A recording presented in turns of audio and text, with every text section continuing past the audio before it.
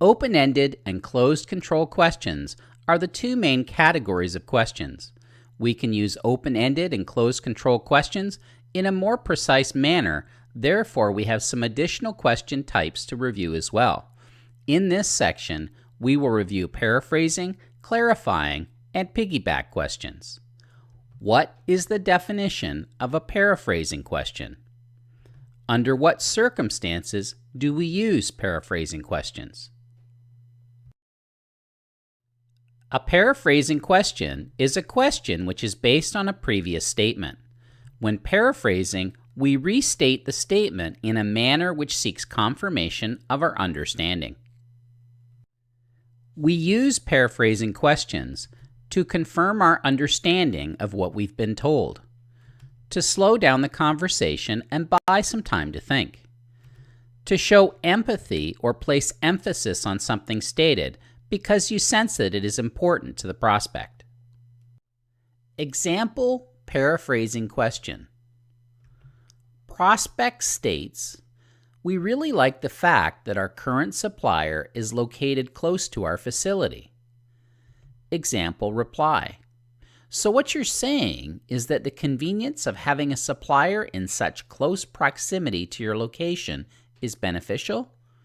Often a question such as this will be followed by another question like, "If there were good grounds for working with our organization, would you also consider us as a supplier?"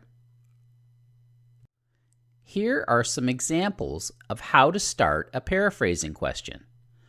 "So what you're saying is," "So what you're telling me is," "It sounds like," "If I'm understanding or hearing you correctly," in other words, "Are you saying," "Do you mean to tell me," "Let me see if I've got this right," "As I understand it, you feel that," "Does that mean that," "Your feeling is that," "The real question is," and then go one step further.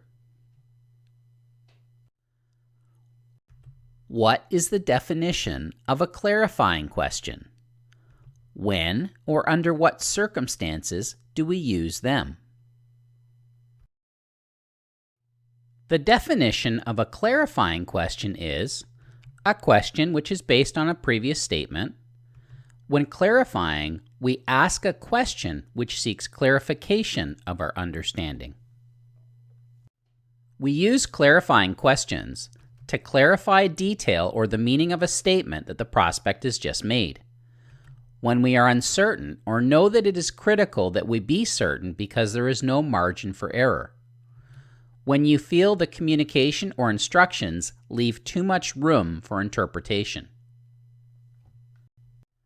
Example clarifying question. Prospect states, "We really like the fact that our current supplier is located so close to our facility." Example reply. "So you are open-minded to considering alternate suppliers if there's a compelling reason to do so?" This is an example of a twisted interpretation of a statement that could be challenging. What is the definition of a piggyback question? What are some examples of piggyback questions? The definition of a piggyback question is a question that you would ask when you feel further details or explanation is required, or when you sense that there is more to the situation than was originally offered. It requires intellect and awareness to realize when additional information is available and there for the asking. Only those with discipline and confidence will take the extra step to dig a little deeper and ask the extra questions. Usually, this is when you acquire the most critical and valuable information. Examples of piggyback questions. Tell me more. Please explain. I sense that there is more to it than that. Can you elaborate? Are there additional details that you would like to share? Why do you say that? You can also ask an expanding question in the form of a word by using your body language to emphasize your request. And to mean, and then what happens? So, which can mean so what, or so how does this apply? Then, to say, then what happens? Ask questions, then listen to responses. Search for hidden meaning. Be certain that you clearly understand, and dig deeper if you sense more information is required.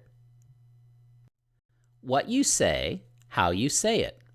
You've heard the saying, it's not what you say, it's how you say it. The truth is, both are critical. The situation and the players involved will certainly dictate what you can and what you cannot get away with. Keep these communication tips in mind. Adopt and apply a balance of direct and indirect communication skills. For example, ask a lot of questions and use clear, definitive statements. Offer suggestions for consideration, and when called for, make your points with conviction. Another worthwhile example that I encourage you to look up is the linguistic term mitigated speech. Buffer your questions. For example, I'm not sure if what I am about to ask is sensitive or proprietary. If you are comfortable responding, great. If not, I completely understand. Then ask your question.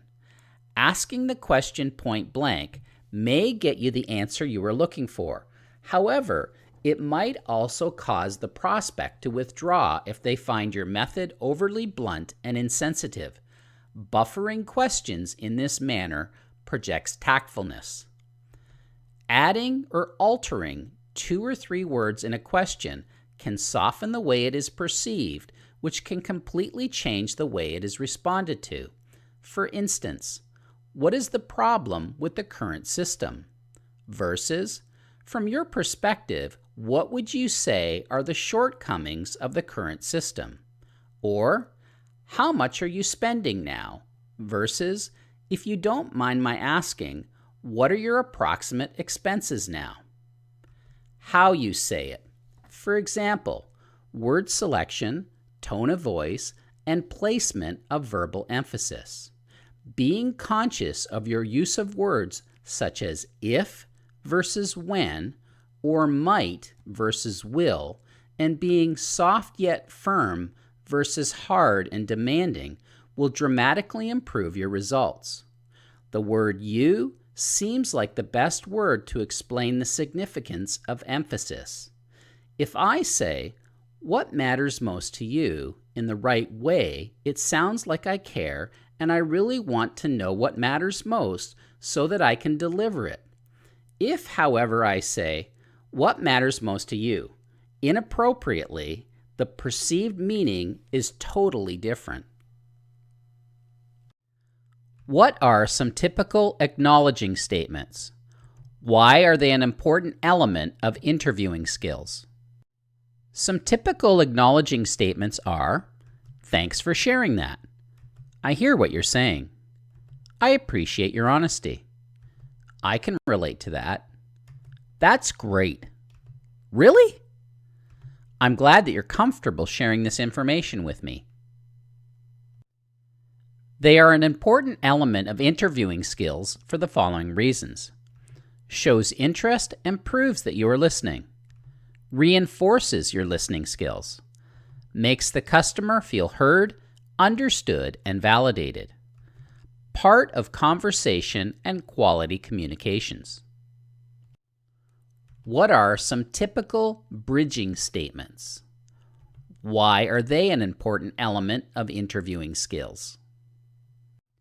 Some typical bridging statements are, that's a great point and it relates back to what I was saying about blank. What you just said about blank makes so much sense, and it is exactly why our company blank. They are an important element of interviewing skills for the following reasons. Conversation flow, making sense for the prospect, relating your points and ideas to the prospect's concerns, helps to connect thoughts and ideas in the conversation. I usually remind people that you cannot learn a thing while your lips are moving. Larry King said it a little more eloquently when he was credited with this quote, "I remind myself every morning, nothing I say this day will teach me anything. So if I'm going to learn, I must do it by listening."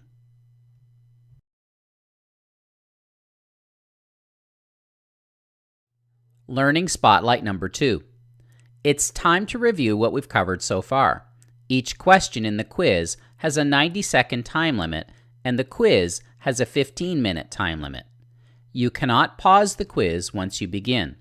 The quiz includes many types of questions, including true or false, drag and drop, multiple answers, etc.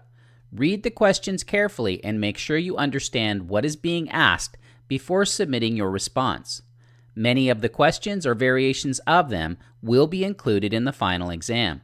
You will be graded, and the passing grade for the quiz is 70%. You will have 3 chances to attain a passing grade.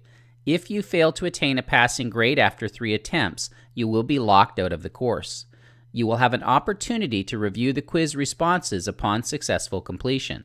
If you wish to review the previous slides and sections, do so before advancing. Upon completion of the quiz, please click on the green Next button with the white arrow in order to advance to the next step of the learning path.